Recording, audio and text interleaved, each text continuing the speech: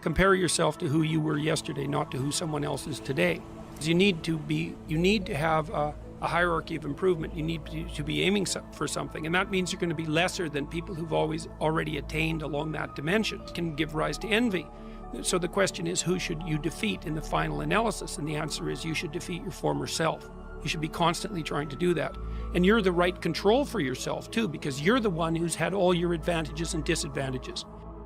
So it's very necessary to understand that this is why, I've been stressing this idea of personal responsibility. It's like, well, personal responsibility is to compete with yourself, is to be slightly better than yourself the next day. Yes. And it better in some way that you can actually manage, and that's humility. It's right, like, well, I'm a flawed person, and I've got all my problems. Could I be as good as person X? It's like, not the right question. The right question is, could you be slightly better tomorrow than your currently flawed self? And the answer to that is, if you have enough humility to set the bar properly low, then you could be better tomorrow than you are today. Things are tragic and difficult, but there's always some stupid thing that you could do or someone else could do that could make it even worse than it has to be. So that's life. And you need an antidote to that, because that can embitter you. Constant contact with that. Just the tragedy, but the tragedy combined with betrayal and malevolence, that makes it even worse, especially if it's self-induced. Okay, so you need something to set against that so you don't get bitter and resentful. Well, what do you set against that? Doing something worthwhile, by your own definition, say. You need some reason to get the hell out of bed on a terrible day because you've got something good to do.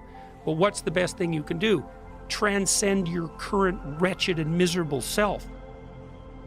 Life is hard. It's tainted by malevolence and betrayal. That can make you bitter. You need a meaning to offset that. Where's the meaning to be found?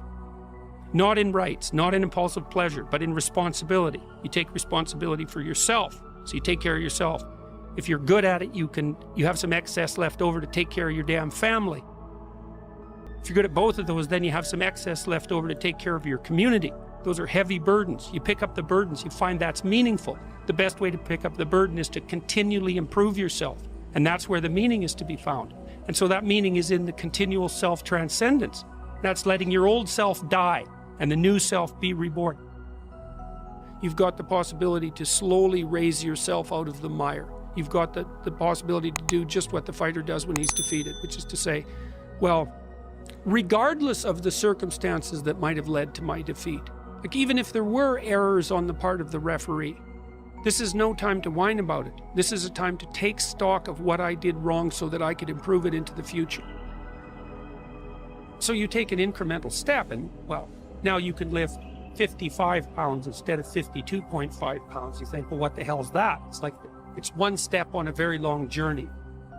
And so it starts to compound on you. So a small step today puts you in a position to take a slightly bigger step the next day. And then that puts you in a position to take a slightly bigger step the next day. You do that for 2 or 3 years, man, you're starting to stride. And I have so many people coming up to me now. They say, look, I've been listening to your lectures and I've been developing a vision for my life. And I've been trying to take responsibility and I've been trying to tell the truth, and things are way better. The self-esteem movements and all of that will accept yourself the way you are. It's like, no, because you need a trajectory. And one of the things that I think, one of the reasons that audiences are responding to what I've been saying in my lectures and what I've been writing about is that I don't tell people that they're okay the way they are. No, I say, no, you could be way more than you are. And they're relieved about that, you see, because if you're in a dark and terrible place and someone says you're okay the way you are, then you don't know what to do about that. It's right. Like, no, I'm not. I'm having a terrible time and I'm hopeless. You're okay the way you are. You're 17. You're okay the way you are. It's like, no, you're not. You got 60 years to be better, and you could be way better. You could be incomparably better across multiple dimensions. And in pursuing that better, that's where you'll find the meaning in your life. And that will give you the antidote to the suffering. Where do you want to go? Why do you want to get there? How are you going to get there? How are you going to mark your progress? They've never walked them through that exercise. You walk people through that exercise just to get them to do that increases the probability that they'll stay on track by 50%.